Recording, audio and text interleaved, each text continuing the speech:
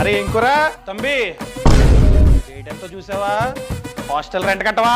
సరే అన్నా కడుతున్నా. పంపించాను చూడు. సర్లే వచ్చాయి. 7,000 పంపేమేంటి?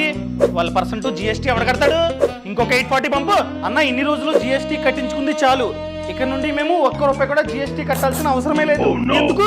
22 జూన్ నాడు 53rd GST కౌన్సిల్ మీటింగ్ జరిగింది. ఈ మీటింగ్ లో క్లియర్ గా చెప్పారు, ఒకవేళ మేము కనుక ఏదైనా పీజీలో లేదా హాస్టల్లో 3 months కంటే ఎక్కువ కాలం పాటు ఉంటూ ఒకవేళ మా పీజీ మంత్లీ రెంట్ అన్నది 20,000 కన్నా తక్కువ ఉంటే ₹1 కూడా GST కట్టాల్సిన అవసరం లేదు. నా రెంట్ 7,000, 20,000 కంటే తక్కువ ఉంది. So no GST.